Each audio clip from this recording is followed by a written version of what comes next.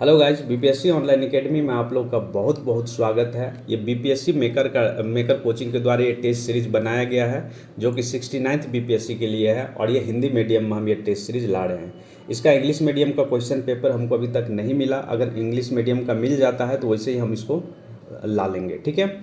बाकी ये अगर हम लोग बात करें तो बीपीएससी मेकर का ये टेस्ट नंबर 7 है और हमारे चैनल पर अगर बात करें तो ये टेस्ट नंबर 17 होगा, जो कि बहुत ही अच्छे तरीके से ये टेस्ट सीरीज बनाया गया है। और इसमें जो बोला जाए उस पर ज़्यादा ध्यान दीजिएगा, क्योंकि हर कुछ पेज पे लिखना पॉसिबल नहीं है, नहीं तो वीडियो बहुत लंबा हो जाएगा। लेकिन हाँ, जितना ज़रूरत का चीज़ है उतना ज़रूर हम बोलेंगे, ठीक है। तो चलिए स्टार्ट करते हैं आज के सेशन। हम लोग 150 क्वेश्चन करेंगे और 10 क्वेश्चन जो मैथ का है उसका आंसर बता दिया जाएगा। तो जो लोग करना चाहे तो उसको करके अपना आंसर मिला लीजिएगा। तो चलिए, पहला क्वेश्चन कह रहा, हाल ही में बिहार और झारखंड के मनरेगा मजदूर के लिए कितनी राशि दैनिक मजदूरी के रूप में निर्धारित की गई है। तो देखिए, ये किया गया है 228 रुपया, ठीक है। पहले आंसर बता दिया आप लोगों को। और ये जो अगर पिछले साल की अगर हम तुलना करें तो टोटल 8% की वृद्धि हुई है। इससे पहले बात करें तो 210 रुपया हुआ करता था, कि इस बार इंक्रीज हुआ है 18 रुपया। तो इससे मतलब कह सकते हैं कि 8% की वृद्धि हुई है। और सबसे ज़्यादा मजदूरी जो है वो है कहाँ पर, तो वो है हरियाणा में, जो कि सबसे ज़्यादा मनरेगा के तहत दिए जाने वाले जो प्रतिदिन की आय है या मजदूरी है वो 357 रुपया है हरियाणा में। और सबसे कम है मध्य प्रदेश और छत्तीसगढ़ में, जो कि जहाँ पर 221 रुपया ही है। बाकी अगर हम लोग बात करें मनरेगा का, तो मनरेगा का जो नाम था 2005 में इसको स्थापित किया गया था और इसका नाम था नरेगा। 2009 में इसका नाम चेंज करके मनरेगा कर दिया गया। इसका पूरा नाम होता महात्मा गांधी राष्ट्रीय रोजगार गारंटी योजना। 2 अक्टूबर 2005 को ये लाया गया था और सबसे पहले लागू हुआ था 2 फरवरी 2006 को आंध्र प्रदेश के अनंतपुर नामक गांव से स्टार्ट हुआ था, ठीक है। तो याद रखिएगा, बिहार और झारखंड में जो कितनी राशि निर्धारित की गई है दैनिक मजदूरी की, तो 228 रुपया। 210 रुपया पहले था, जो 18 रुपया इस बार इंक्रीज हुआ है, ठीक है। 2 नंबर, इसमें कहा जा रहा, हाल ही में आयोजित विश्व टीबी सम्मेलन 2023 में बिहार के कितने जिलों को सम्मानित किया गया है। तो बिहार के कुल 5 जिलों को सम्मानित किया गया है। इस 5 जिले में किसी को गोल्ड मेडल मिला है और किसी को सिल्वर और किसी को ब्रॉन्ज मेडल। तो आइए देखते हैं किसको मिला है। तो देखिए, हाल ही में टीबी सम्मेलन का आयोजन उत्तर प्रदेश के वाराणसी शहर में किया गया था। इसमें 5 जिलों को टीबी उन्मूलन में बेहतर प्रदर्शन के लिए सम्मानित किया गया है। तो इस जिले में है बिहार के मुजफ्फरपुर एवं समस्तीपुर, ये दोनों जिलों को गोल्ड मेडल दिया गया है। सिवान जिले को सिल्वर दिया गया है एवं सारण व पूर्णिया जिला को ब्रॉन्ज मेडल से सम्मानित किया गया है। तो कुल 5 डिस्ट्रिक्ट है, नाम याद रखिएगा, मुजफ्फरपुर, समस्तीपुर, सिवान, सारण, पूर्णिया, ठीक है। हाल ही में 24 मार्च 2023 को विश्व टीबी दिवस के रूप में मनाया गया। टीबी को क्षय रोग के नाम से भी हम लोग जानते हैं, इसको क्षय दिवस के नाम से भी हम लोग जानते हैं। 2023 का थीम जो था ये डिसाइड किया गया था, yes we can end TB, और पिछले साल भी मनाया गया था 24 मार्च को। तो 2022 का जो थीम था, invest to end TB save life, ये रखी गई थी, 2022 का थीम था। तो थीम आपको याद रखना है, yes we can end TB, 2023 का ये थीम था। क्वेश्चन नंबर 3 है, इसमें कहा जा रहा, वुमेन्स प्रीमियर लीग का पहला संस्करण हाल ही में किस टीम ने अपने नाम किया है। तो ये जीता है मुंबई इंडियन। ये पहली बार आयोजित किया गया था मुंबई में, ठीक है। और ये दिल्ली कैपिटल को हराकर ये अपने नाम किया है। 26 मार्च 2023 को वुमेन्स प्रीमियर लीग का खिताब मुंबई इंडियंस ने जीता था दिल्ली कैपिटल को हराकर। नंबर 4 है, इसमें कहा जा रहा है, निम्नलिखित में से किसे हाल ही में असम के सर्वोच्च नागरिक सम्मान से सम्मानित किया गया है। तो ये है तपन सैकिया को किया गया है। ये डिब्रूगढ़ असम के रहने वाले हैं। 2023 का ये पुरस्कार जो असम वैभव का पुरस्कार है, असम वैभव के भी नाम से जानते हैं। तो 2023 में इसको ये पुरस्कार दिया गया है डॉक्टर तपन सैकिया को। असम सरकार के 3 सर्वोच्च पुरस्कार का नाम है ओसम वैभव, ओसम सौरभ और ओसम गौरव। नेक्स्ट क्वेश्चन है 5 नंबर, हाल ही में किस मूल के दक्षिण अफ्रीकी स्वतंत्रता सेनानी मूसा मुल्ला का 88 वर्ष की आयु में निधन हो गया। तो देखिए, ये जो है मूसा मुल्ला, इसका संबंध है भारतीय मूल से, ठीक है। ये भारतीय मूल से इनका संबंध है।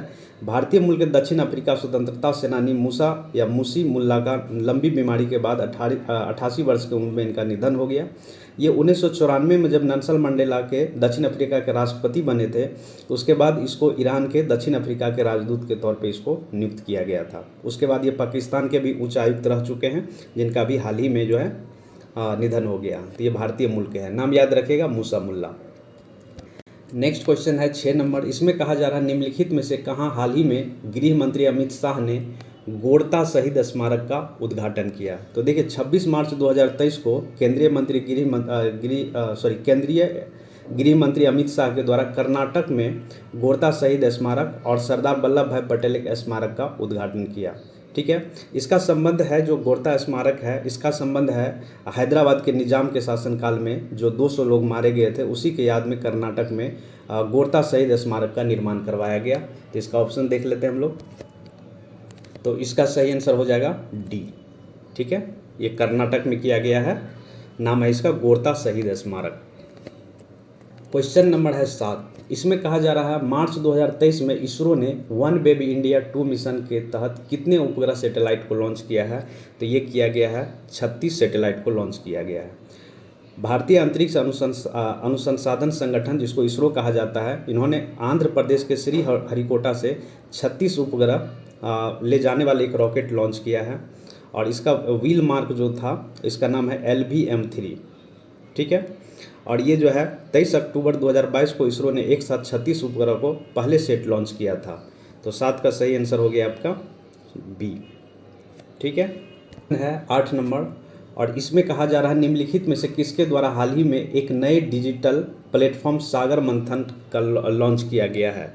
तो देखिए केंद्रीय पतन पोत परिवहन और जलमार्ग मंत्री श्री सर्बानंद सोनोवाल के द्वारा ये लॉन्च किया गया है। तो ये इसका सही आंसर हो गया 8 का ए। 9। और इसमें कहा जा रहा है वार्षिक द्विपक्षीय समुद्री अभ्यास कोंकण 2023 किन 2 देश के बीच आयोजित हुआ है? तो ये आयोजित किया गया है भारत और यूनाइटेड किंगडम के बीच। ठीक है, ये कोंकण तट के, अरब सागर के जो कोंकण तट है वहाँ पे आयोजित किया गया था। 20 से 22 मार्च 2023 तक नौसेना और रॉयल नेवी के बीच किया गया था। तो रॉयल नेवी है कहाँ के? यूनाइटेड किंगडम के। ठीक है, ये द्विपक्षीय जो है समुद्री अभ्यास है, तो ये याद रखना है। नाम है इसका क्या? कोंकण 2023। ये भारत और यूके के बीच आयोजित किया गया था। नेक्स्ट क्वेश्चन है 10 नंबर। इसमें कहा जा रहा है हाल ही में भारत का पहला केबल आधारित रेल पुल कहाँ बन रहा है? तो ये बनाया जा रहा है जम्मू कश्मीर में। जम्मू कश्मीर में ये जो है एक नदी है वहाँ पर, अंजी नदी, वहीं पर ये तैयार किया जा रहा है। और ये जो है उधमपुर श्रीनगर बरमुला रेल लिंक पर बन रहा है। तो मतलब ये रेलवे ब्रिज है। तो ये याद रखना है, अंजी रिवर पर ये बनाया गया है। अंजी ब्रिज के भी नाम से इसको हम लोग जानते हैं। 11। इसमें कहा जा रहा है बिहार के एकमात्र टाइगर रिजर्व में किस तिथि से टाइगर सफारी का शुभारंभ किया जाएगा या किया गया? तो ये जो है 1 नवंबर 2022 को ये जो है टाइगर सफारी का शुभारंभ किया गया है। बिहार में एकमात्र ही टाइगर रिजर्व है जो कि वाल्मीकि नगर पश्चिम चंपारण में है। क्षेत्रफल की दृष्टि से पश्चिम चंपारण बिहार का सबसे बड़ा जिला है।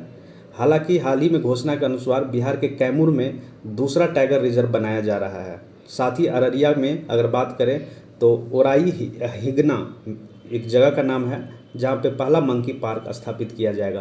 तो याद रखिएगा एकमात्र टाइगर रिजर्व है जो कहाँ पर है, ये पश्चिम चंपारण में है, वाल्मीकि नगर में। दूसरा अभी बनाने की योजना बनाया जा रहा है कहाँ पे? कैमूर में। तो सही आंसर हो गया 11 का ए। और इसमें कहा जा रहा है 31 अक्टूबर के इतिहास से संबंधित निम्नलिखित में से कौन सा कथन असत्य है? मतलब कौन सा इनकरेक्ट है, ये खोजना है। तो देखिए पहला कह रहा है 1875 में प्रथम गृह मंत्री सरदार वल्लभ भाई पटेल का जन्म हुआ था। तो इसमें डेट मेंशन नहीं है, ठीक है, तो लेकिन 31 अक्टूबर यहाँ मेंशन है। तो 31 अक्टूबर को ये जन्म दिवस है सरदार वल्लभ भाई पटेल को। इसी दिन हम लोग क्या मनाते हैं? राष्ट्रीय एकता दिवस के रूप में मनाते हैं। तो पहला स्टेटमेंट सही है। दूसरा स्टेटमेंट का रहा 1984 में 31 अक्टूबर 1984 में पहली बार एकमात्र महिला प्रधानमंत्री इंदिरा गांधी जी की हत्या हुई थी। तो दूसरा स्टेटमेंट भी सही है। तीसरा स्टेटमेंट है 2014 नरेंद्र मोदी द्वारा राष्ट्रीय एकता दिवस मनाने का निर्णय लिया गया था। बिल्कुल सही। 31 अक्टूबर को क्या मनाया जाएगा? राष्ट्रीय एकता दिवस। ये 2014 में नरेंद्र मोदी जी के द्वारा ये घोषणा किया गया था। तीसरा है 2016 में बिहार में शराब बंदी कानून लागू हुआ था? नहीं, 2016 में लागू हुआ था लेकिन 31 अक्टूबर को नहीं हुआ था। ये 1 अप्रैल 2016 को शराबबंदी लागू किया गया था बिहार में। हालांकि अगर हम लोग इससे पहले की बात करें तो आंसर इसका यही हो गया। तो 2016 से भी पहले शराबबंदी लागू हुआ था 1977 में। उस टाइम में हमारे बिहार के जो मुख्यमंत्री थे कर्पूरी ठाकुर के द्वारा ये लागू किया गया था, लेकिन 2 साल बाद ही इस कानून को भंग करना पड़ा। तो ये डी नंबर जो ऑप्शन है ये गलत है, बाकी सब जो है सही है।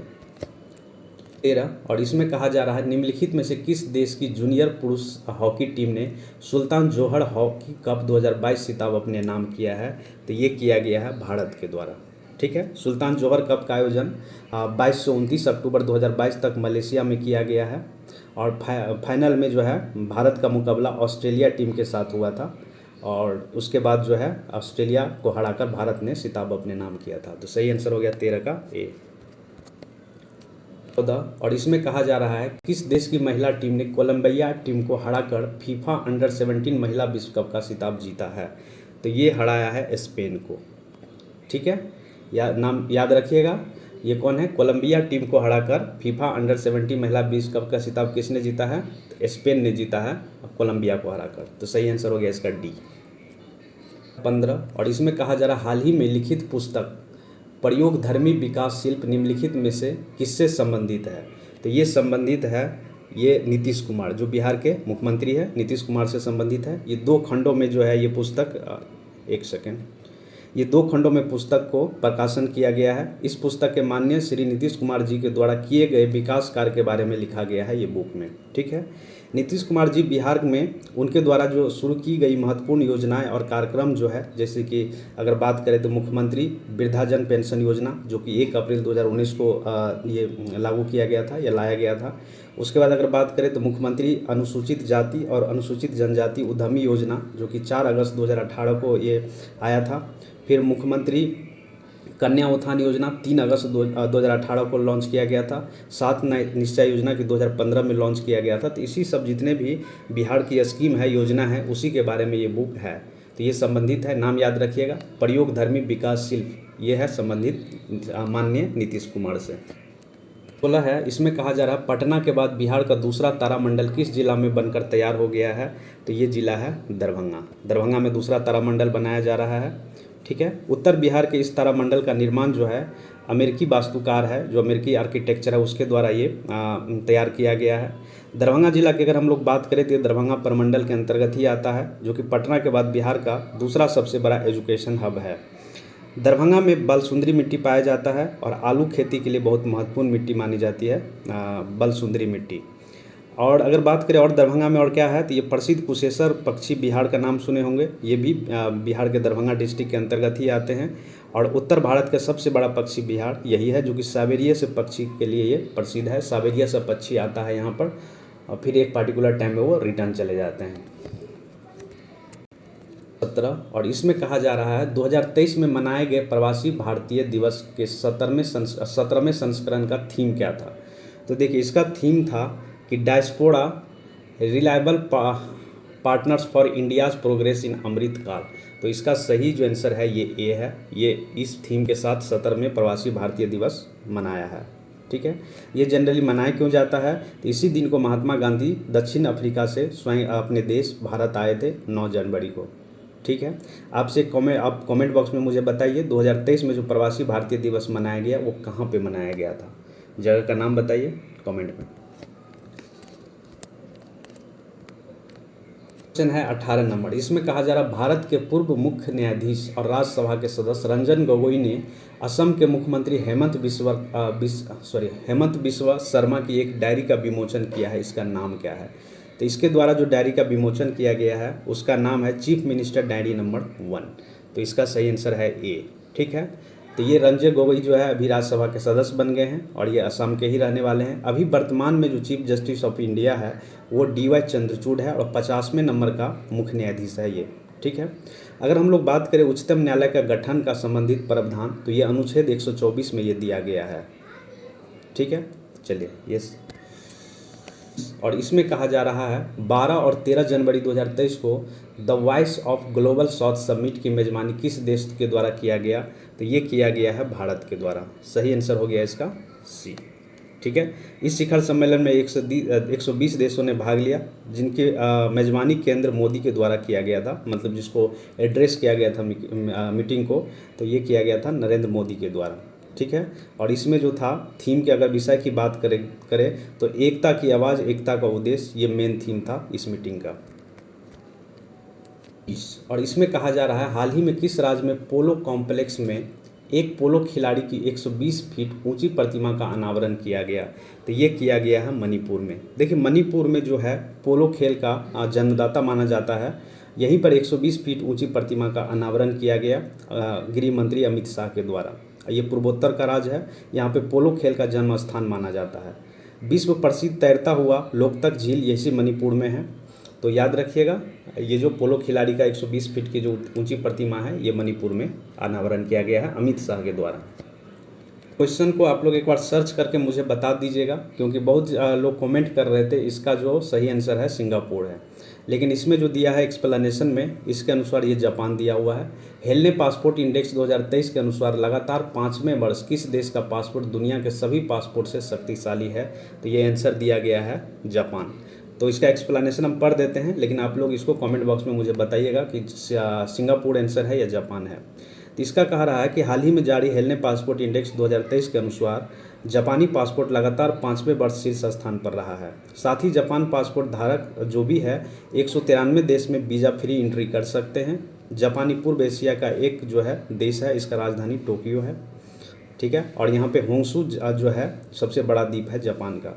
जो जेमेक्स भारत और जापान के बीच जो एक युद्ध अभ्यास किया जाता है, वीर गार्जन 2023 भारत और जापान के साथ जनवरी 2023 में होने वाला हवाई अभ्यास है, जो कि जनवरी 2023 में आयोजित किया गया। तो बाकी आपको इतना याद रखना है, जिमेक्स भारत और जापान के बीच संयुक्त अभ्यास है। वीर गार्जन ये भी जो भारत और जापान के पास आयोजित किया जाता है, ये भी हवाई अभ्यास है।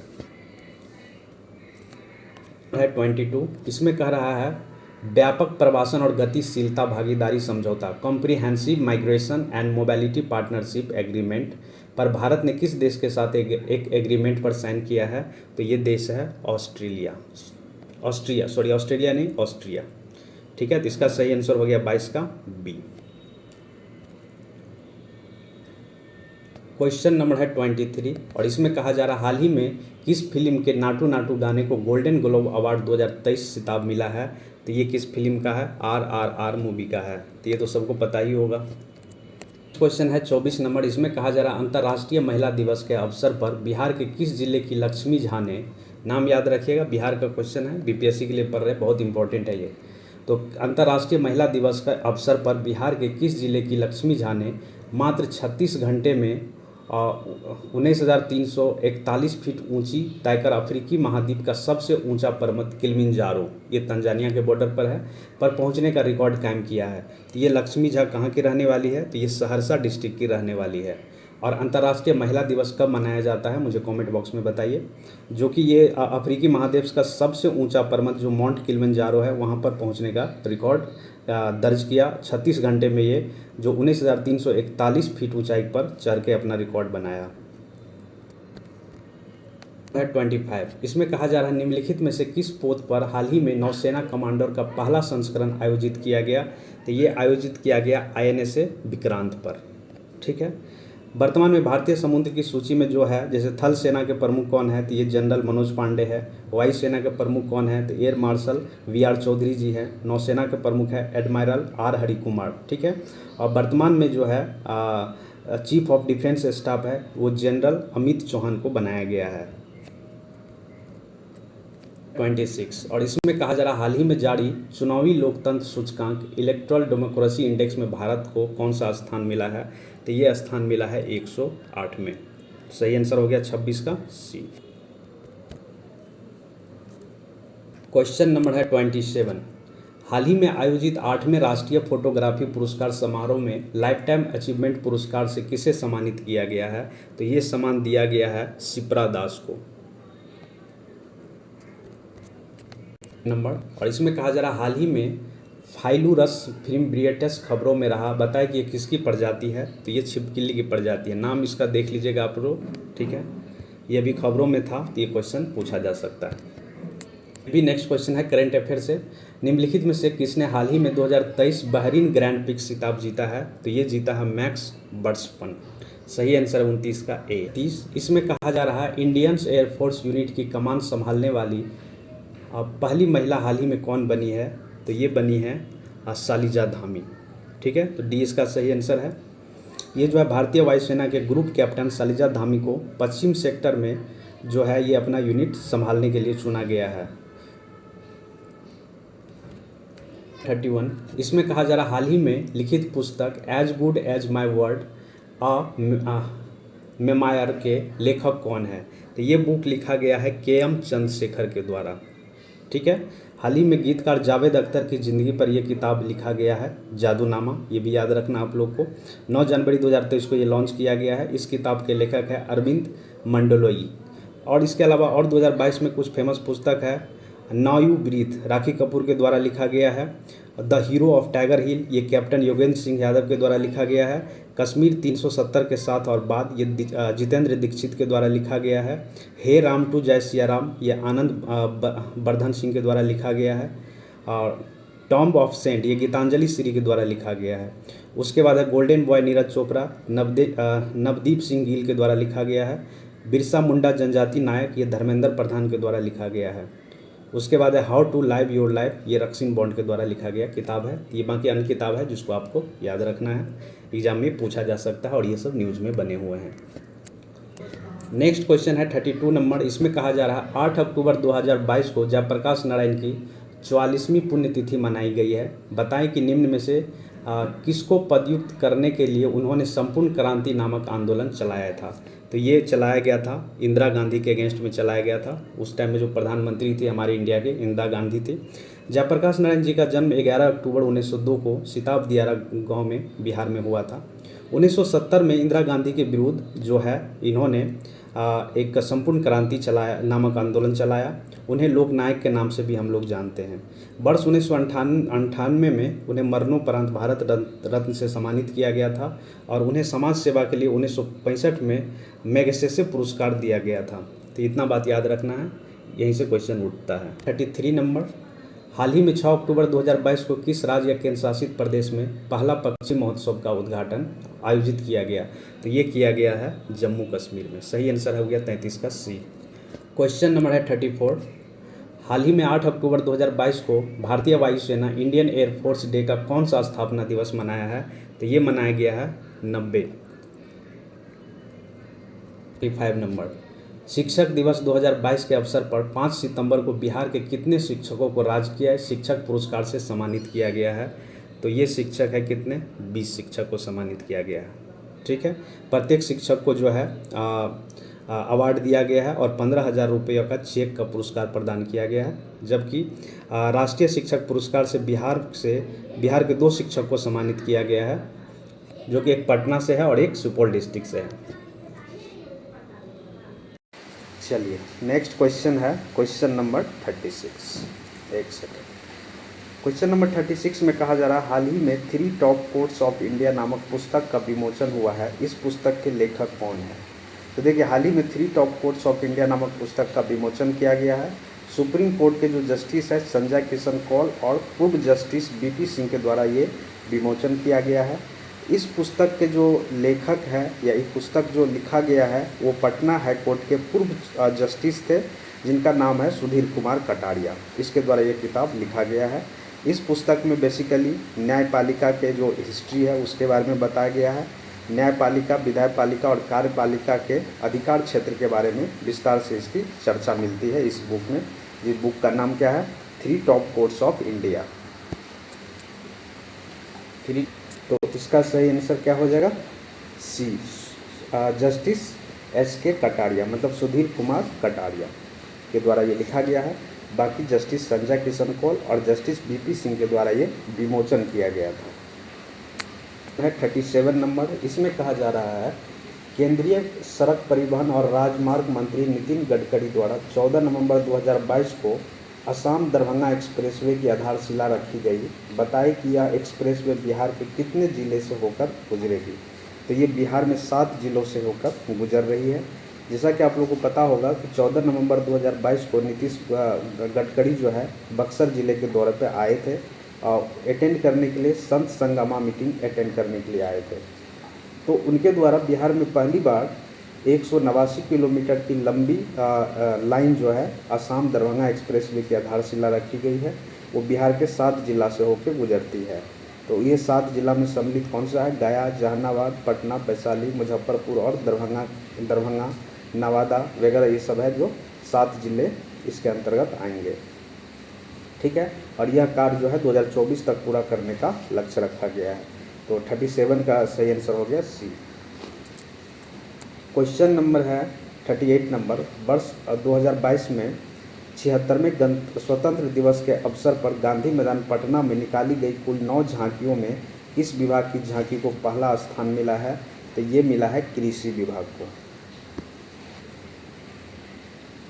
ठीक है, 2022 की बात हो रही है। टोटल 9 झांकी निकला था गांधी मैदान में, जिसमें कृषि विभाग को पहला स्थान मिला है, अग्निशामक विभाग को दूसरा स्थान मिला है और शिक्षा परियोजना की झांकी को तीसरा स्थान मिला है। तो ये तीनों आप लोग को याद रखना है। नेक्स्ट क्वेश्चन है 39 नंबर, इसमें कहा जा रहा है राष्ट्रीय शिक्षक पुरस्कार 2022 से बिहार के किन शिक्षकों को सम्मानित किया गया था? तो देखिए टोटल 2 शिक्षक थे, एक थी निशी कुमारी और दूसरा था सौरभ सुमन। ये दोनों को ये पुरस्कार मिला है। राष्ट्रीय शिक्षक पुरस्कार 2022 से सम्मानित किया गया। राष्ट्रीय शिक्षक पुरस्कार के बिहार के 2 शिक्षकों का चयन किया गया। एक पटना के शिक्षिका है निशी कुमारी और एक सुपौल के शिक्षक है सौरभ कुमार। ठीक है, देश भर में टोटल 46 शिक्षकों को मिला, जिसमें बिहार से 2 शिक्षक सम्मिलित हुए थे इसमें। चलिए देखिए, इससे पहले हम स्वतंत्रता दिवस वाला देखे थे, अब यहाँ पर हम गणतंत्र दिवस की बात करेंगे। वर्ष 2022 में मनाए गए 73वें गणतंत्र दिवस पर गांधी मैदान के बिहार की कौन सी झांकी पहले स्थान पर रही है? तो ये रही है कौन सा? बिहार शिक्षा परियोजना बंदिशों से आज़ादी, इसको मिला है पहले नंबर का। ठीक है, कुल 8 झांकी निकाला गया था, इसमें बिहार शिक्षा परियोजना बंदिशों से आज़ादी को प्रथम स्थान प्राप्त हुआ, जबकि दूसरे स्थान पर रहे उपेंद्र महारथी शिल्प संस्थान का स्थान रहा है। ठीक है, बिहार में उद्योग विकास की झांकी थी और तीसरे स्थान पर रहा महिला एवं बाल विकास विवाह दहेज मुक्त बिहार की झांकी को तीसरा स्थान मिला।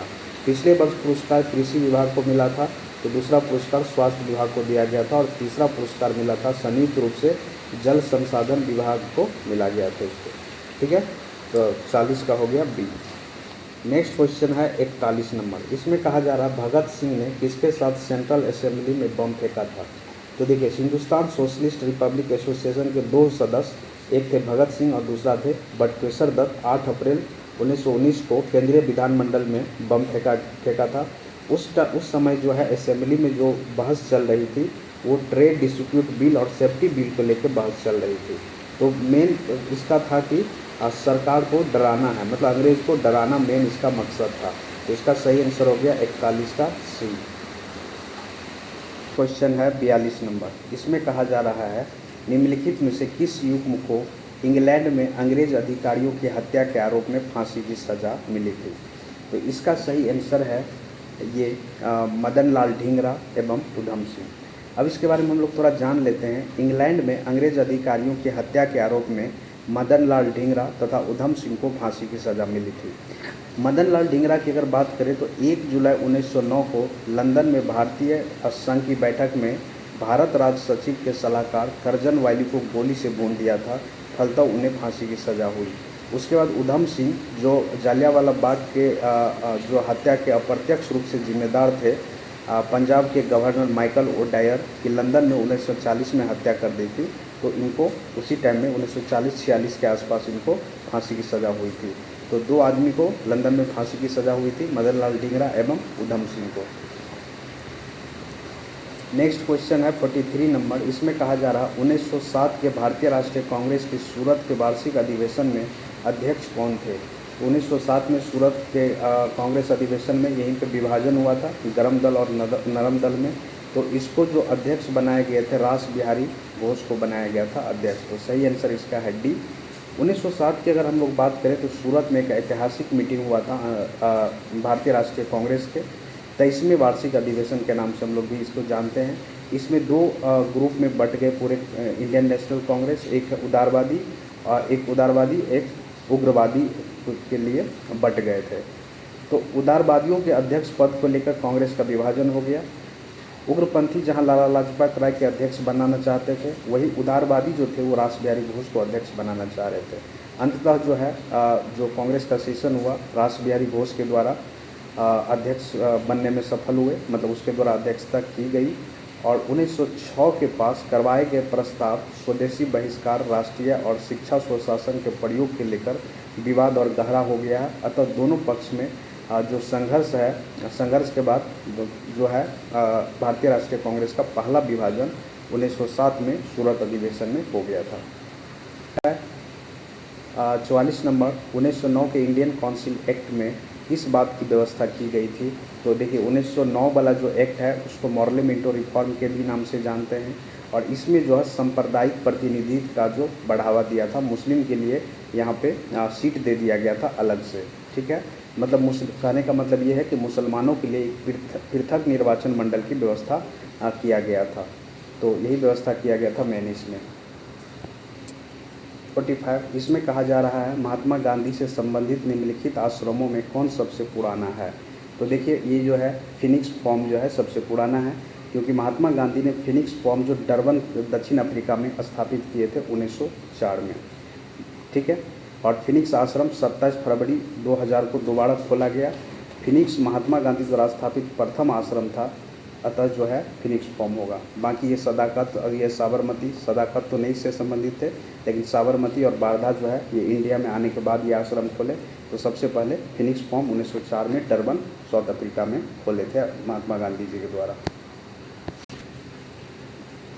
36 नंबर इसमें कहा जा रहा है निम्नलिखित में से मोहनदास करमचंद गांधी किसके लिए सर्वाधिक जाने जाते थे या जाने जाते हैं। तो ये जाने जाते हैं भारतीय स्वतंत्रता को प्राप्त करने के लिए निष्क्रिय विरोध करने के लिए जाने जाते हैं। जैसा कि आप लोगों को पता है गांधी जी के द्वारा दक्षिण अफ्रीका में किए गए संघर्ष को निष्क्रिय प्रतिरोध नाम दिया गया, परंतु बाद में गांधी जी ने निष्क्रिय प्रतिरोध के स्थान पर सत्याग्रह शब्द चुनाव किया। उसके बाद से सत्याग्रह नाम जो है प्रचलित हुआ था। तो महात्मा गांधी जो है ये भारतीय स्वतंत्रता के प्राप्त करने के लिए निष्क्रिय विरोध करने के लिए जाने जाते हैं। तो 46 का सही आंसर हो गया ए। क्वेश्चन नंबर है 47, इसमें कहा जा रहा है गांधी जी ने भारत में पहली बार सत्याग्रह आंदोलन बिहार में कहाँ प्रारंभ किया था। तो ये किया गया था बिहार में चंपारण डिस्ट्रिक्ट से। 48 नंबर इसमें कहा जा रहा है निम्नलिखित में से किसने प्रमुख रूप से विधवा पुनर्विवाह के लिए संघर्ष किया और उसे कानूनी रूप से वैध बनाने में सफलता प्राप्त की। तो वो थे कौन, ईश्वर चंद्र विद्यासागर।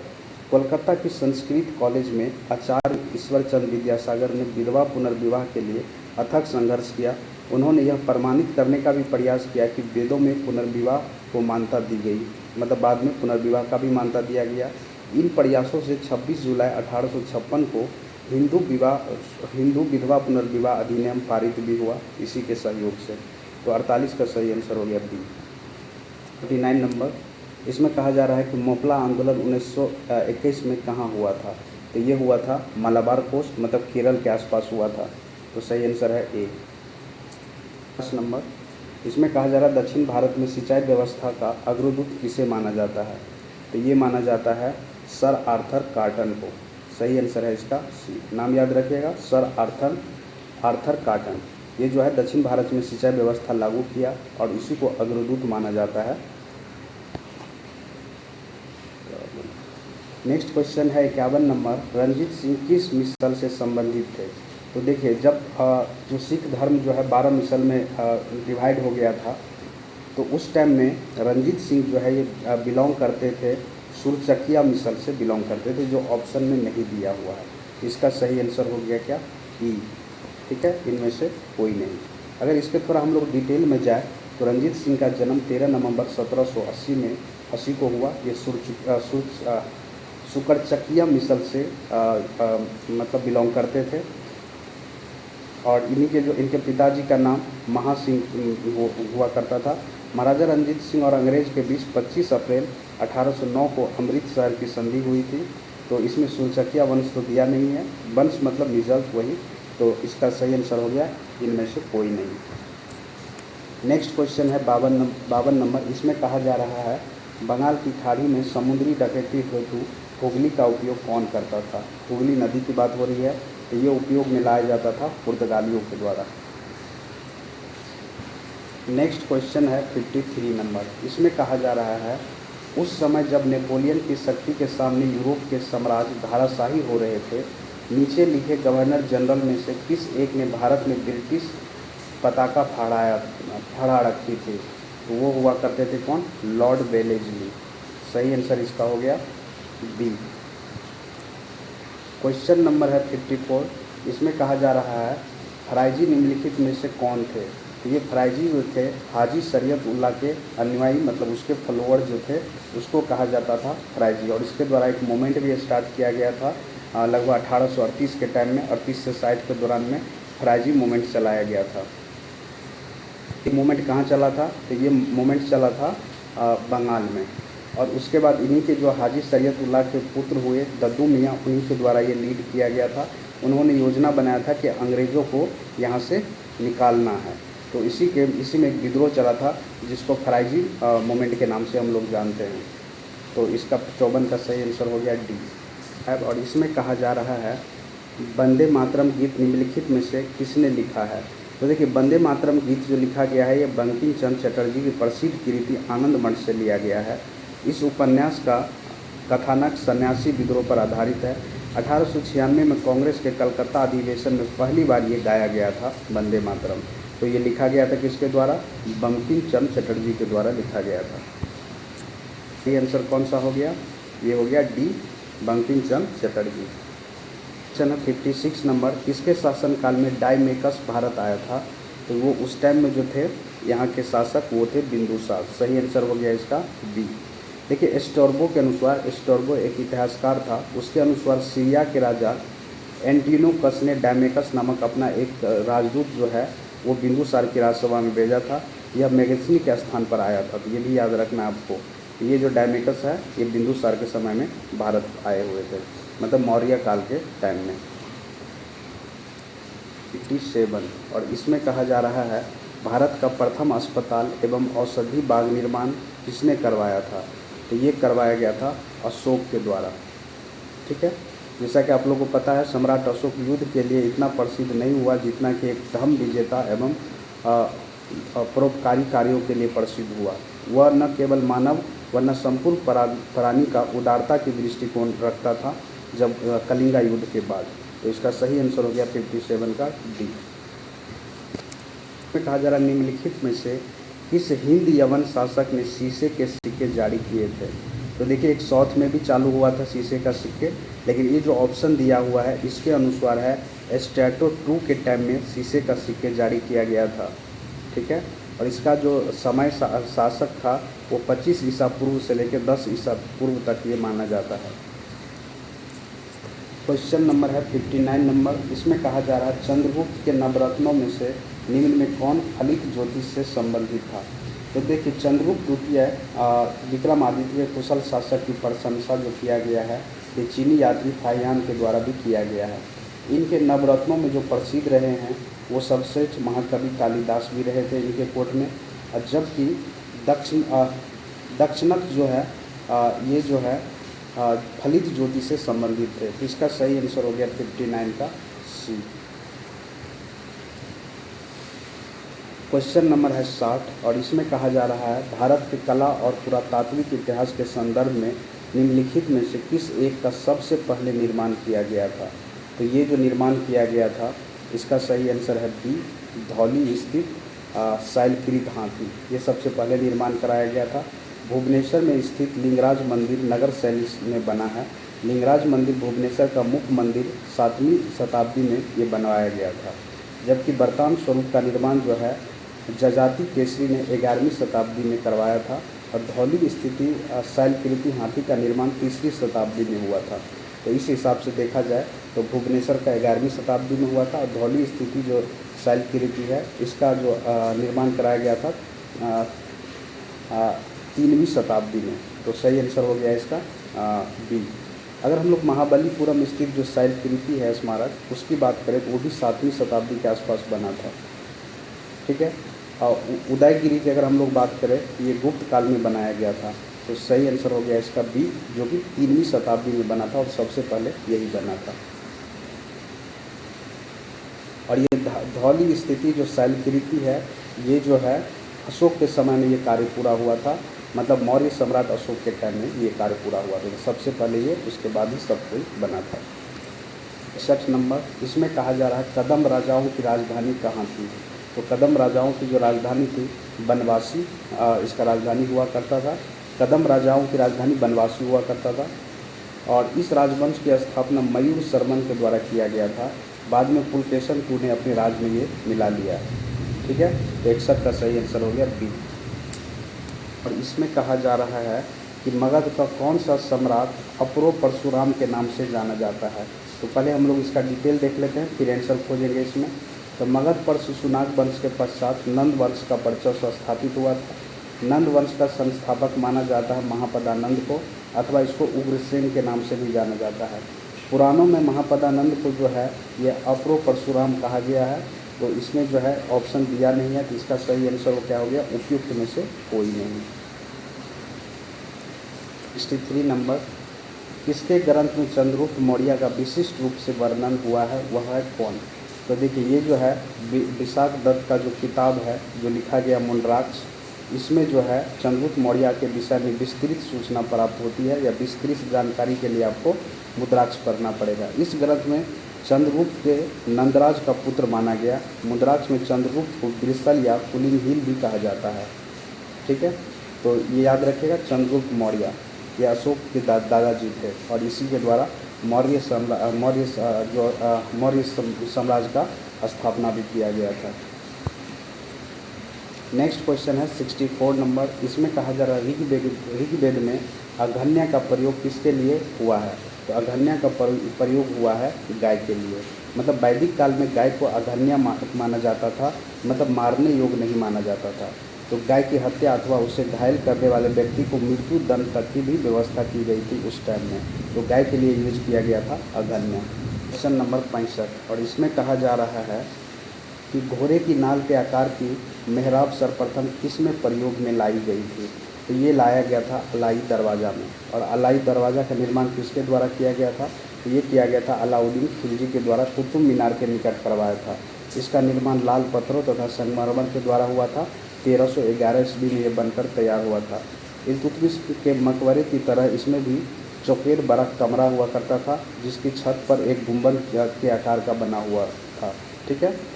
और इसके चारों ओर दीवार में एक घोड़े नाल के आकार की मेहराब प्रवेश द्वार जो है स्थापित किया गया था।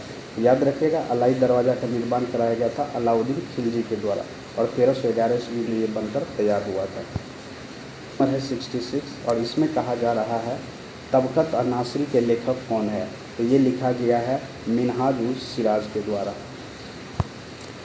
67 नंबर, इसमें कहा जा रहा है निम्न स्थानों में से किसे सिराज हिंद कहा जाता था। तो देखिए इसका हम लोग सबसे पहले एक्सप्लेनेशन देखेंगे। इब्राहिम शाह सरकी जौनपुर के सरकी शासक के सबसे महान शासक हुआ करता था। यह विद्या और कला का बहुत प्रेमी था। इसके शासनकाल में एक नवीन प्रकार की शैली विकसित हुई। उस शैली का नाम हुआ सरकी शैली कहा जाता था।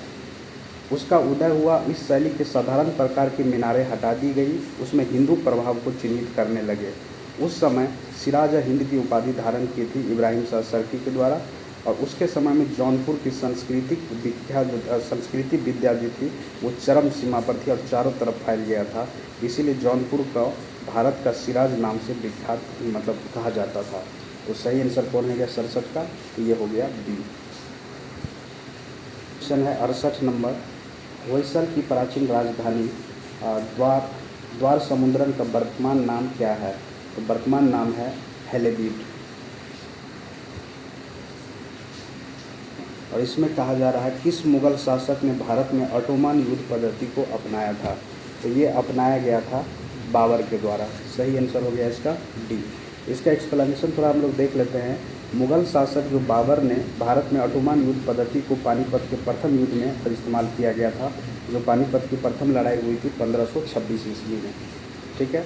और इसी युद्ध में बाबर की सफलता का मुख्य कारण जो था ये यही था, विशाल तोपखाना और नए टेक्नोलॉजी से युद्ध को लड़ना, ठीक है। तो याद रखिएगा, तो ये जो ऑटोमन युद्ध का जो पद्धति अपनाया था ये बाबर के द्वारा अपनाया गया था। उत्तर है, इसमें कहा जा रहा है मुमताज़ महल का असली नाम निम्नलिखित में से क्या था। तो देखिए, मुमताज़ महल का असली नाम था अर्जुमंद बानो बेगम था। वह आसिफा खान की पुत्री थी। फिर उनका विवाह मुग़ल बादशाह जहांगीर के पुत्र जो खुर्रम थे, बाद में शाहजहां नाम से फेमस हुआ, उसी के साथ हुआ था। और इसका नाम बाद में जो है चेंज होकर मुमताज़ महल के नाम से प्रसिद्ध हुई। तो इसमें कोई भी ऑप्शन में नहीं है, तो सही आंसर क्या हो गया, इनमें से कोई नहीं। नाम याद रखिएगा, नाम क्या बताएं कि अर्जुमंद बानो बेगम था मुमताज़ महल का ओरिजिनल नाम। नेक्स्ट क्वेश्चन है 71 नंबर। इसमें कहा जा रहा है निम्नलिखित में से कौन सा देश भौगोलिक क्षेत्र की दृष्टि से सीमा रहित सबसे बड़ा देश है। तो ये देश है जापान, ठीक है। सीमा रहित मतलब किसी के लैंड बाउंड्री से टच नहीं करता है, तो इसका आंसर सी हो जाएगा जितना दिया हुआ है इसमें। नेक्स्ट क्वेश्चन है 72 नंबर। इसमें कहा जा रहा है यदि अरुणाचल प्रदेश के तीरप में सूर्योदय 5 बजे प्रातः होता है तो गुजरात के कांडला में सूर्योदय की समय कितना होगा। तो देखिए, ये दोनों के बीच में अरुणाचल प्रदेश और गुजरात में जो समय का डिफरेंस होता है वो 2 घंटा का डिफरेंस होता है, क्योंकि 30 डिग्री का डिफरेंस आ जाता है। तो यहाँ अगर 5 बजे प्रातः हो रहा है तो वहाँ पे 7 बजे प्रातः होगा। तो सही आंसर हो गया 72 का बी। और इसमें कहा जा रहा है हिमाचल निम्नलिखित में से किसका पर्यायवाची है। तो ये है पर्यायवाची किसका है, तो ये है मध्य हिमालय का, ठीक है। हम लोग बात करें तो मध्य अथवा लघु हिमालय की जो श्रेणी है उसको महाभारत श्रेणी अथवा हिमाचल हिमालय के भी नाम से हम लोग जानते हैं। 24 इसमें कहा जा रहा है 2 बार माउंट एवरेस्ट पर विजय प्राप्त करने वाली महिला पर्वतारोही कौन है। तो ये है संतोष यादव। और प्रथम महिला कौन है जो माउंट एवरेस्ट पर चढ़ने वाली भारत की प्रथम महिला है, तो वो बछेंद्री पाल है, ठीक है। 75 नंबर। निम्नलिखित पर्वत शिखरों में कौन सा एक भारत में अवस्थित नहीं है। तो ये है गोसाई स्थान, जो कि नेपाल में है। बाकी त्रिशूर, नंदा देवी उत्तराखंड में, कामेट, ये सारे हैं भारत में, लेकिन गोसाई स्थान जो है ये कहाँ पर है, नेपाल में। क्वेश्चन है कि निम्नलिखित में से कौन सा सुमेलित नहीं है। जो गलत है उसको इंडिकेट करना है। तो देखिए, पहला है जेपला, ये सिक्किम में है, ये बिल्कुल सही, ये सिक्किम में है। दूसरा शिप्ला, ये हिमाचल प्रदेश में है, ये भी सही है। बॉमडिला, ये जम्मू कश्मीर में नहीं है, ये है अरुणाचल प्रदेश में। तो यही आंसर हो गया हमारा, क्योंकि गलत खोजना था। बाकी नीति और मना पास जो है ये उत्तराखंड में है, तो ये सारे सही है, सी गलत है। तो 76 का सही आंसर हो गया सी। 77 नंबर। हिमालय के हिमनदों में पिघलने की गति क्या है। तो देखिए, हिमालय के हिमनदों को पिघलने की गति जो है वो सर्वाधिक है, सबसे अधिक है। अगर 50 वर्षों की तुलना में अभी अगर किया जाए तो पूरा आधा हो गया है ये ग्लेशियर। तो 77 का सही आंसर हो गया ए। 78 नंबर। भारत के निम्नलिखित राज्यों में से किसकी तट रेखा सबसे लंबी है। तो भारत में सबसे ज़्यादा तट रेखा लंबी है वो गुजरात का, लगभग 7500 किलोमीटर की लंबी तट रेखा है। जो हमारे भारत में तट रेखा है वो 9 राज्य से गुजरती है, मतलब 9 राज्य ऐसे हैं जो समुद्र से अपना सीमा बनाती है, और 4 केंद्र शासित प्रदेश है। इसमें सबसे अधिक जो तट रेखा की लंबाई है वो गुजरात में, इसीलिए सही आंसर हो गया इसका डी। क्वेश्चन नंबर है 79। इसमें कहा जा रहा है भारत के प्रादेशिक जल क्षेत्र का विस्तार है। तो देखिए, तट रेखा से लगभग ये 12 समुद्री मील तक होता है, तो सही आंसर हो गया इसका सी। 80। इसमें कहा जा रहा है निम्न में से कौन सा द्वीप भारत तट रेखा से सुदूरवर्ती द्वीप की श्रेणी में के अंतर्गत आता है। तो ये है मिनिकॉय, ये लक्षद्वीप के अंतर्गत ये आता है, ठीक है। मिनिकॉय जो है शेष द्वीपों से 9 डिग्री चैनल द्वारा पृथक होता है। यह लक्षद्वीप का दूसरा सबसे बड़ा द्वीप है। 81। इसमें कहा जा रहा है निम्नलिखित में से कौन सी विशेषता भारतीय राजतंत्र की नहीं है।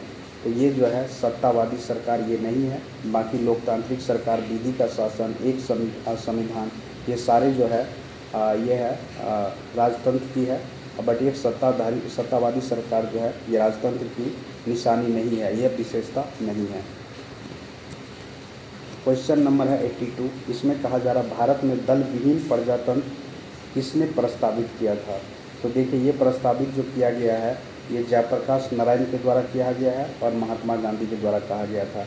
ये भारतीय राष्ट्रीय कांग्रेस के बारे में भी कहा था कि जब देश आज़ाद हो जाएगा तो इसको एक सेवा संस्था बना दिया जाए, ऐसा मानना था इन लोगों का। तो बी और डी इसका सही आंसर हो जाएगा। तो है 83, इसमें कहा जा रहा है कल्याणकारी राज का उद्देश्य निम्नलिखित में से है। तो ये क्या उद्देश्य है इसका, तो कमज़ोर वर्गों के कल्याण का प्रबंधन करना। सही आंसर है इसका बी। 84, इसमें कहा जा रहा है निम्नलिखित कथनों में से कौन सा एक गलत है। गलत कथनों को चूज करना है 44 नंबर में। तो देखिए दादर और नगर हवेली जो है 1954 तक पुर्तगालियों शासन के अधीन में था। ठीक है, ये पुर्तगालियों के शासन में नहीं, ये फ्रांसीसी के अधीन में था।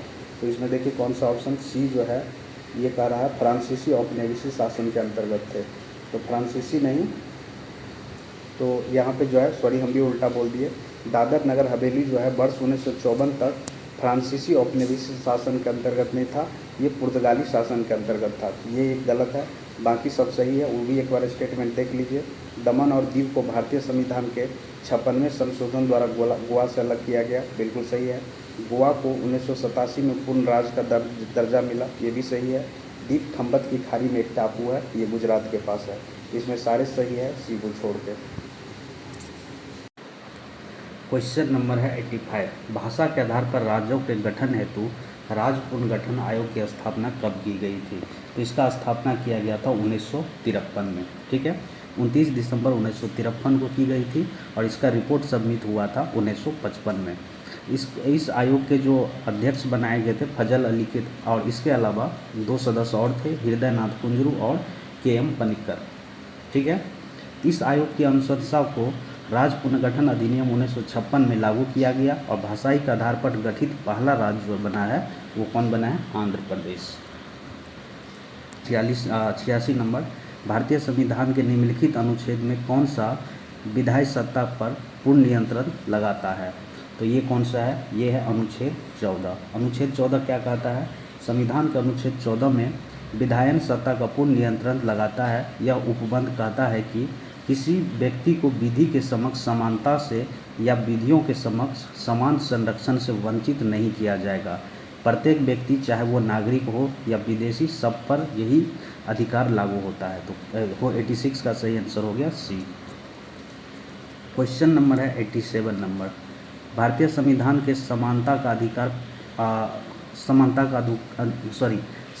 अधिकार 5 अनुच्छेद द्वारा प्रदत्त किया गया है। ये कौन सा है, तो देखिए समानता का अधिकार जो है ये अनुच्छेद 14 से लेकर 18 तक जो है समानता की बात करता है।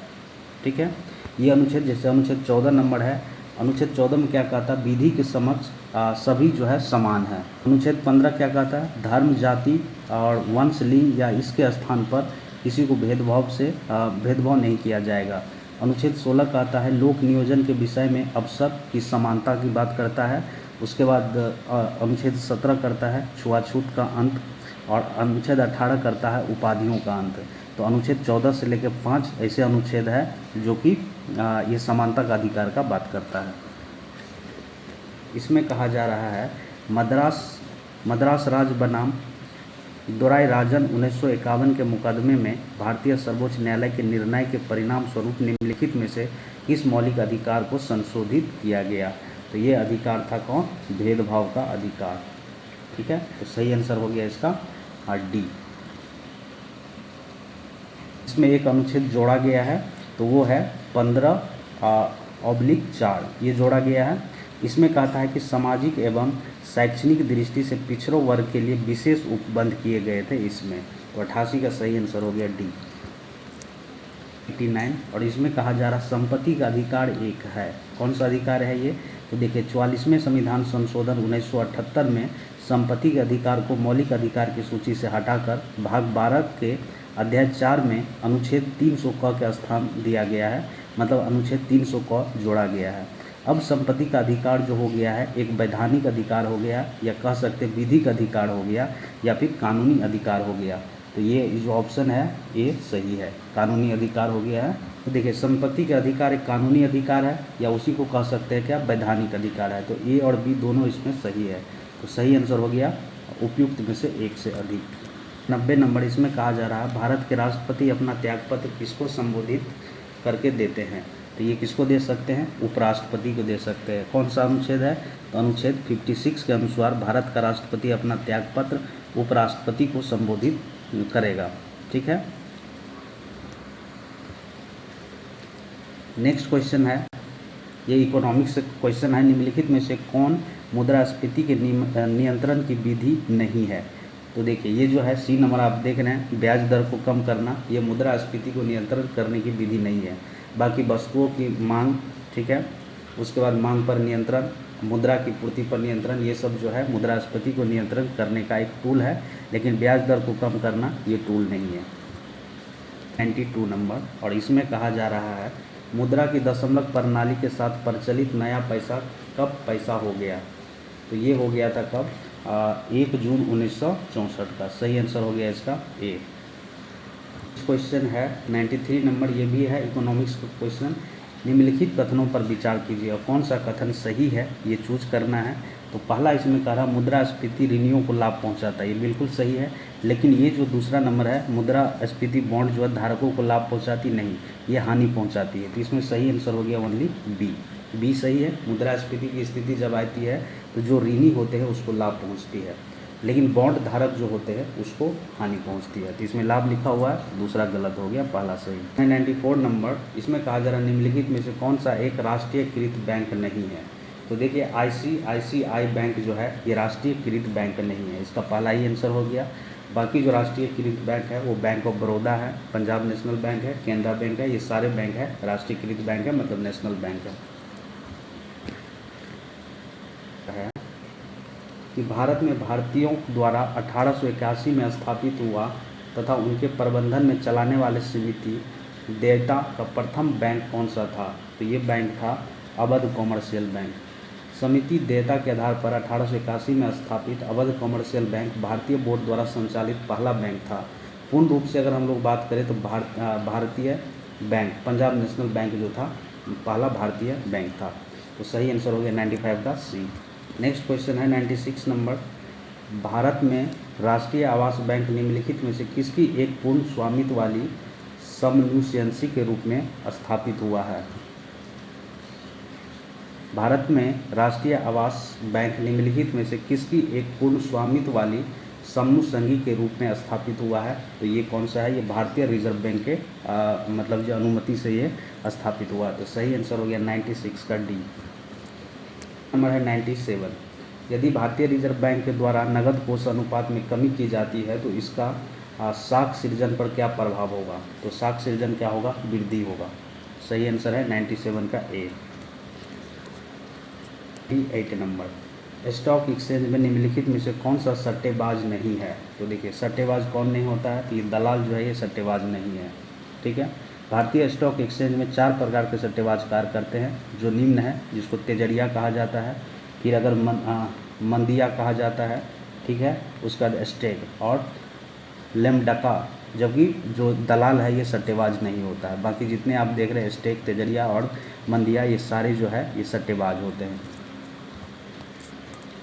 ये भी इकोनॉमिक का क्वेश्चन है, एक सेकेंड सॉरी। तो इसमें कहा जा रहा है 99 नंबर में, भारत में संगठित मुद्रा बाजार का अत्यधिक अस्थिर भाग है। तो ये कौन सा भाग है, तो ये है याचना मुद्रा बाजार। तो सही आंसर हो गया इसका 99 का सी। नंबर कि पूंजी बाजार से आशय है। तो पूंजी बाजार से क्या आशय है, ये शेयर बाजार से। क्वेश्चन है 101 नंबर, इसमें कहा जा रहा है कोसी रूप रज्जु में कितनी जोड़ियाँ तांत्रिक निकलती है। तो देखिए कोसी रज्जु का मतलब होता है स्पाइनल कॉर्ड, मतलब रीढ़ की हड्डी। इसमें जो है 31 जोड़े हड्डी होती है। तो सही आंसर हो गया इसकी बी। नेक्स्ट क्वेश्चन है 102 नंबर, इसमें कहा जा रहा है मानव शरीर का तापक्रम। देखिए मानव शरीर का तापक्रम जो है गर्मियों में बढ़ जाता है, ये सही है। बाकी जो है गलत है। जाड़ों में घट जाती है, ये भी गलत है। ना ही जाड़ों में घटता है, ना ही गर्मियों में बढ़ता है। जाड़ों में बढ़ जाता है, ये सारे गलत है। गर्मियों में बढ़ जाता है। लेकिन ये क्वेश्चन पे थोड़ा डाउट है, आप लोग भी थोड़ा रिसर्च करिएगा। मानव शरीर का जो तापमान है ना जाड़े में घटता है और ना ही गर्मियों में बढ़ता है। मेरे अनुसार ये आंसर होना चाहिए, लेकिन एक्सप्लेनेशन में इसका बी दिया हुआ है, तो इसको एक बार आप लोग क्रॉस चेक करिएगा, ठीक है। क्योंकि हमारे शरीर में जो हमारे मस्तिष्क में हाइपोथैलेमस होता है, ये टेम्परेचर को कंट्रोल करता है हमारे बॉडी में। तो इस हिसाब से आंसर होना चाहिए सी, ना जाड़े में घटता है ना ही गर्मियों में बढ़ता है, ये कांस्टेंट बना रहता है। क्वेश्चन है, विक्र से मूत्र की मात्रा का निस्तारण किस हार्मोन द्वारा नियंत्रित होता है? तो ये है ADH हार्मोन के द्वारा नियंत्रित होता है। पीयूष ग्रंथि से ADH हार्मोन का स्राव होता है। यह हार्मोन जो है जो किडनी से मूत्र की मात्रा को क्या करता है, निस्तारण में नियंत्रण करने हेतु ये उत्तरदायी होता है। तो याद रखिएगा ADH हार्मोन है। 104, प्रकाश संश्लेषण में सूर्य के प्रकाश की कौन सी रश्मियों का वर्णरहित द्वारा सर्वाधिक उपयोग किया जाता है? तो ये है लाल कलर है। 105, निम्नलिखित कथनों पर विचार कीजिए और कौन सा कथन सही है ये चूज करना है। तो पहला स्टेटमेंट दिया है, मौसमी के पौधे का प्रवर्धन कलमबंद तकनीक द्वारा होता है। तो पहला स्टेटमेंट सही है। चमेली के पौधे का प्रबंधन डाब तकनीक द्वारा होता है। तो दोनों स्टेटमेंट इसमें सही है, ठीक है। तो इसका सही आंसर हो गया 105 का सी। क्वेश्चन दिया हुआ है, यदि कोई मानवीय रोग विश्व के बृहद क्षेत्र में फैला हो तो उसे क्या कहा जाता है? तो उसे पेंडेमिक कहा जाता है। जैसे अभी कोविड-19 आया था, तो इसको क्या कहा जाएगा? पेंडेमिक कहा जाएगा। मतलब एक ही टाइम में एक ही समय पे विश्व में अलग अलग जगह वो रोग फैला हुआ है, तो उसको पेंडेमिक कहा जाएगा। और किसी एक पार्टिकुलर जगह में कोई बीमारी हो रहा है तो उसको एपिडेमिक कहा जाता है। तो 106 का सही आंसर हो गया ए। नेक्स्ट क्वेश्चन है 107 नंबर। इसमें कहा जा रहा है, धान का टुंगाड़ू विषाणु किसके द्वारा प्रसारित होता है? तो ये प्रसारित होता है हरी पत्ती के फफूंदियों के द्वारा। तो 107 का सही आंसर हो गया डी। तो 8 नंबर, जीवधारियों को कम से कम 27 तत्वों की आवश्यकता होती है, जिसमें से 15 धातुएं हैं। इनमें जो प्रमुख मात्रा में आवश्यक होती है वो कौन कौन से है? तो देखिए वो है पोटासियम, कैल्शियम और मोलिब्डियम और ये तांबा। ये सब जो है ये प्रमुख मात्रा में आवश्यक होती है जीवधारियों को, ठीक है। तो ये आपको याद रखना है, पोटासियम, कैल्शियम और मोलिब्डियम, तांबा। नंबर है 109, रुधिर स्कंदन में कौन सा विटामिन प्रभावी होता है? तो ये है विटामिन के। पहला ही इसका आंसर है, ठीक है। विटामिन के की कमी से शरीर में खून का थक्का धीमे बनने की बीमारी होती है। अगर कट गया तो आपका जो खून का थक्का है वो नहीं बनेगा, ठीक है। तो इसका सही आंसर हो गया क्या? 109 का ए। 110 नंबर, निम्नलिखित में से किसका निर्माण हमारे शरीर में नहीं होता है? तो देखिए प्रोटीन का निर्माण हमारे शरीर में नहीं होता है, ये हमें एक्सटर्नल सोर्स के द्वारा लिया जाता है। जैसे जो दाल खाते हैं उससे, विटामिन ए का तो इसमें क्या है, विटामिन ए का जो है प्रोडक्शन जो होता है हमारे शरीर में नहीं होता है। तो 110 का सही आंसर इसका सी हो गया। बाकी प्रोटीन, हार्मोन, इंजाइम, इसका थोड़ा मात्रा जो है, इंजाइम तो हमारे शरीर में ही बनता है, हार्मोन भी हमारे शरीर में ही बनता है, लेकिन विटामिन ए जो है हमारे शरीर में नहीं बनता है। विटामिन मानव शरीर का जो है एक संश्लेषित नहीं किया जा सकता है। विटामिन के, vitamin B12 and vitamin D ये जो है अपवाद है। इसके अतिरिक्त सभी विटामिन मनुष्य द्वारा विभिन्न प्रकार के भोजन द्वारा ग्रहण किए जाते हैं, ठीक है। याद रखिएगा विटामिन ए हमारे शरीर में नहीं बनता है। 111 नंबर, दाब की इकाई क्या है? तो देखिए दाब की इकाई क्या होता है? तो इसका होता है न्यूटन वर्ग मीटर, न्यूटन पर वर्ग मीटर होता है। दाब को हम लोग क्या चीज़ से इंडिकेट करते हैं? प्रेशर। ये होता है फोर्स बाय एरिया, ठीक है। फोर्स को हम लोग क्या चीज़ में? न्यूटन में, और एरिया को क्या बोलते हैं? मीटर स्क्वायर में। तो न्यूटन पर स्क्वायर मीटर होता है इसका यूनिट। सही आंसर हो गया 111 का ए। तो 12 नंबर, प्रकाश वर्ष निम्नलिखित में से किसकी इकाई है? तो प्रकाश वर्ष जो इकाई है ये दूरी का, किसकी दूरी? ये खगोलीय दूरी नापा जाता है। एक ग्रह से दूसरे ग्रह की जब दूरी नापेंगे तो हम लोग को क्या चीज़ में नापना होता है? तो प्रकाश वर्ष में। 113 नंबर, पूर्ण सूर्य ग्रहण के समय सूर्य के नंगी आंखों से देखने से आंख को क्षति पहुंचती है। रेटिना के जलने के लिए सूर्य की कौन सी किरणें उत्तरदायी होती है? तो ये होता है परावैंगनिक किरण। क्वेश्चन नंबर है 114 नंबर, निम्न में से कौन अचालक पदार्थ का उदाहरण है? तो देखिए ये जो है एवोनाइट है, ये क्या है? ये है बैड कंडक्टर ऑफ इलेक्ट्रिसिटी। बाकी अशुद्ध जल जो होता है ये गुड कंडक्टर होता है, वायु भी गुड कंडक्टर, ग्रेफाइट भी गुड कंडक्टर, लेकिन एवोनाइट जो है ये क्या है? अचालक है या कुचालक कह सकते हैं। 115 नंबर, तरित या आकाशीय बिजली में कौन सी ऊर्जा विद्यमान रहती है? तो इसमें जो ऊर्जा विद्यमान होती है उसको कहा जाता है विद्युत ऊर्जा। नंबर है 116 नंबर, आँख में संकेंद्रण होता है, लेंस की उत्तलता में परिवर्तन के चलते क्या होगा? आँख में संकेंद्रण होगा। तो 116 का सही आंसर हो गया ए। है 117 नंबर, लेंस की शक्ति मापी जाती है। तो लेंस की शक्ति मापी जाती है डायोप्टर में। लेंस की क्षमता जो होता है जिसको पावर कहते हैं, लेंस का पावर 1/4 फोकस दूरी, और इसको डी से डिनोट करते हैं, डायोप्टर होता है इसका मतलब। तो लेंस की शक्ति मापी जाती है डायोप्टर में। देखिए एक कन्वर्सन बेस्ड क्वेश्चन है, इसको कन्वर्ट कर सकते हैं आप लोग। तो इसका क्वेश्चन हम लोग पहले पढ़ देते हैं। 1 ग्राम बर्फ़ को 0 डिग्री सेल्सियस तापक्रम से वास्तव में 100 डिग्री सेल्सियस तापक्रम तक ले जाने के लिए कितने कैलोरी ऊष्मा की आवश्यकता होती है? तो इसका आंसर दिया है 720।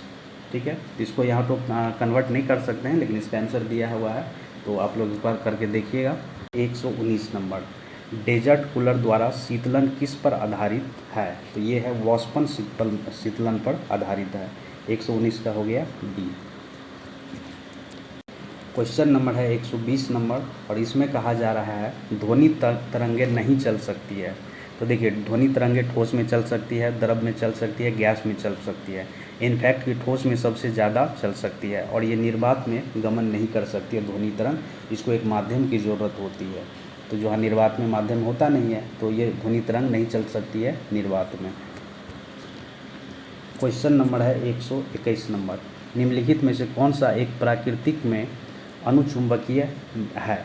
तो देखिए इसमें जितना दिख रहा है, इसमें अनुचुंबकीय जो है ये ऑक्सीजन है, O2। ठीक है, और अगर इसके हम लोग उदाहरण की बात करें तो ऑक्सीजन है, प्लेटिनम है, सोडियम है, एल्युमिनियम है, मैग्नीज है, पोटासियम है, क्रोमियम है। ये क्या है? ये प्राकृतिक में अनुचुंबकीय के रूप में जाने जाते हैं ये सब।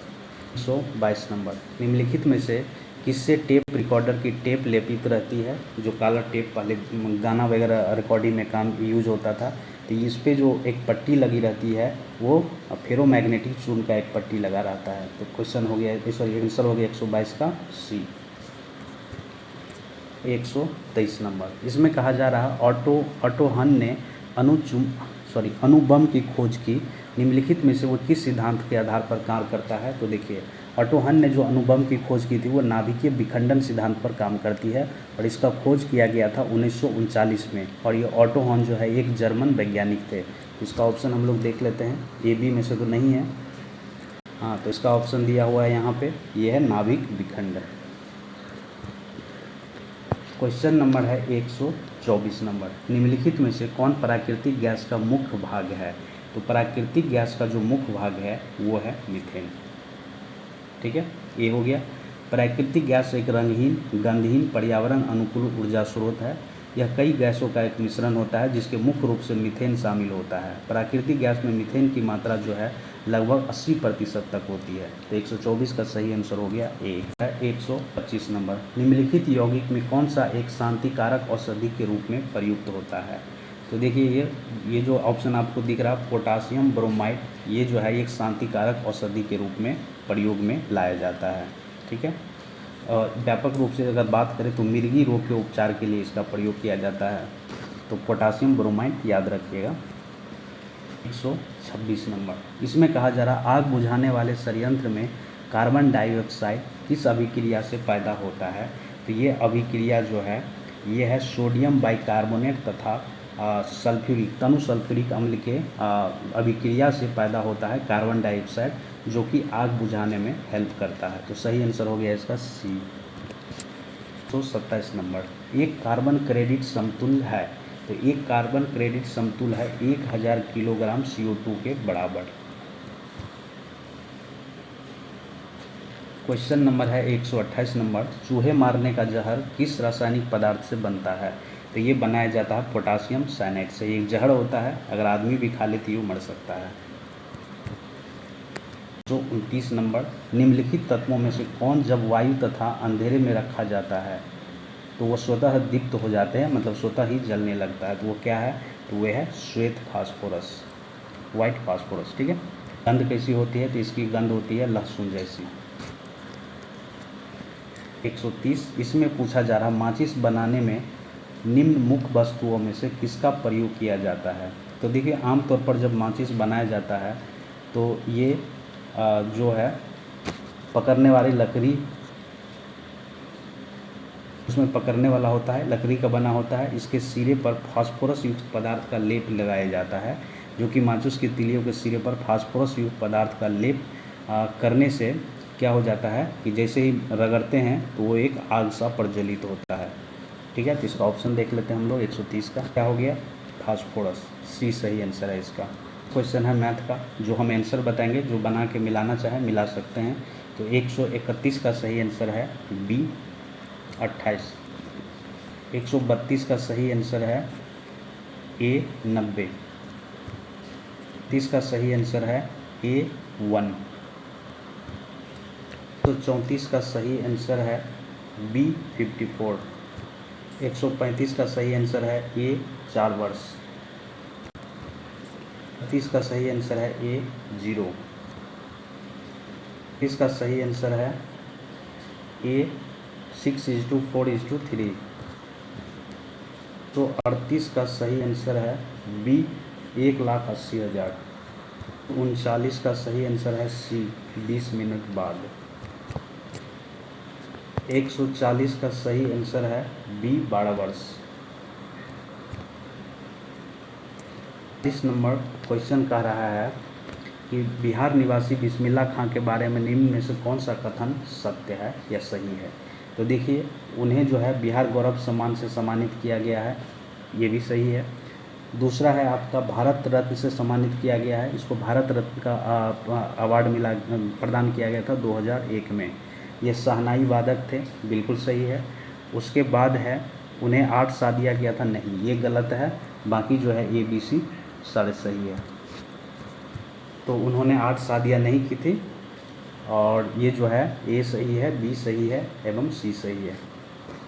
तो इसका सही आंसर हो गया उपयुक्त में से एक से अधिक। क्वेश्चन नंबर है 142 नंबर, बिहार में जयप्रकाश नारायण अखिल भारतीय आयुर्विज्ञान संस्था किस शहर में स्थित है? तो ये है पटना शहर में। नेक्स्ट क्वेश्चन है 143 नंबर, बिहार के अति निर्धन वर्ग के लिए जीविका परियोजना किसकी सहायता से प्रारंभ की गई? तो ये वर्ल्ड बैंक के द्वारा प्रारंभ किया गया है, मतलब वर्ल्ड बैंक के सहायता से ये स्टार्ट किया गया है जीविका परियोजना। तो सही आंसर हो गया इसका बी विश्व बैंक है। 144, अशोक चक्र प्राप्त करने वाला बिहार का पहला व्यक्ति कौन से हैं? तो देखिए, सबसे पहले अशोक चक्र प्राप्त करने वाले थे कौन? ये रणधीर वर्मा। और कौन से ईयर में मिला था ये मुझे कमेंट बॉक्स में आप लोग बताइए कि रणधीर वर्मा को जो पहला बिहार में अशोक चक्र मिला, ये किस वर्ष इसको प्रदान किया गया था। नेक्स्ट क्वेश्चन है 145 नंबर, निम्नलिखित में से बिहार का पहला हरिजन मुख्यमंत्री कौन थे? तो ये बने थे भोला पासवान शास्त्री। क्वेश्चन नंबर है 146 नंबर, बिहार राज्य में सर्वाधिक गंधक का उत्पादन किस जिले से होता है? तो ये किया जाता है रोहतास से। रोहतास में सबसे ज़्यादा गंधक का उत्पादन किया जाता है। और रोहतास का मुख्यालय कहाँ पे है? ये सासाराम में है। दिल्ली की गद्दी पर बैठने वाले प्रथम बिहारी शासक जो शेरशाह सूरी है, उसका मकबरा भी सासाराम में स्थित है। क्वेश्चन है 147 नंबर में, प्रख्यात कवि विद्यापति निम्नलिखित में से कहाँ के निवासी थे? तो ये मधुबनी डिस्ट्रिक्ट के रहने वाले थे। सही आंसर है 147 का बी। ठीक है। है 148 नंबर, और इसमें कहा जा रहा है निम्न में से बिहार के किस महाकवि के काल में नचारी राग के गीत घर घर गाए जाते थे? तो ये महाकवि विद्यापति के टाइम में ऐसा हुआ करता था। तो 148 का सही आंसर हो गया बी। क्वेश्चन नंबर है 149 नंबर, भगवान महावीर का देहातवास बिहार के कहाँ हुआ था? तो ये हुआ था कहाँ पर, पावापुरी में। पावापुरी किस डिस्ट्रिक्ट में है, तो ये है नालंदा डिस्ट्रिक्ट में, ठीक है। नालंदा डिस्ट्रिक्ट के अंतर्गत पावापुरी आता है और यहीं पे देहावास हुआ था भगवान महावीर का। और जहाँ पर इसका देहावास हुआ था वहीं पे जल मंदिर का निर्माण करवाया गया था। तो सही आंसर हो गया 149 का ए, पावापुरी है। 150 नंबर। और आज के ये सीरीज आज के जो टेस्ट सीरीज है उसका लास्ट क्वेश्चन है, बिहार के किस स्थान पर महावीर स्वामी का जन्म हुआ था। तो ये जन्म हुआ था कहाँ पे इनका, वैशाली में, ठीक है। बिहार के वैशाली में एक जगह है कुंडाग्राम, जहाँ पे महावीर स्वामी का जन्म हुआ था। 30 वर्ष की आयु में महावीर स्वामी ने संसार से विभक्त होकर राज वैभव त्याग कर संन्यास धारण कर लिया और वो सत्य की तलाश में निकल पड़े। दीक्षा प्राप्ति के बाद 12 वर्ष और 6.5 महीने तक कठोर तप करने के बाद वैशाख शुक्ल के दिन इनको रिजुपालिका नदी के किनारे और साल वृक्ष के नीचे इनको ज्ञान की प्राप्ति हुई। तब जाके भगवान महावीर कैवल्य कहलाए। तो 150 का सही आंसर है बी। तो इसी के साथ मेरा आज का सेशन यही ख़त्म होता है। अगर किसी क्वेश्चन में कोई त्रुटि लगे या किसी का आंसर गलत लगे तो प्लीज़ कमेंट बॉक्स में मुझे तुरंत सही करें, ठीक है। तो आई होप कि ये सेशन आप लोग को अच्छा लगा होगा। अगर अच्छा लगा तो लाइक कर दीजिए, शेयर कीजिए, और जो नए लोग देख रहे हैं हमारे इस यूट्यूब चैनल को वो प्लीज़ सब्सक्राइब कर लीजिए। और बहुत बहुत धन्यवाद ये वीडियो को लास्ट तक देखने के लिए। मिलते हैं अगले सेशन में एक नए टेस्ट सीरीज़ के साथ। धन्यवाद।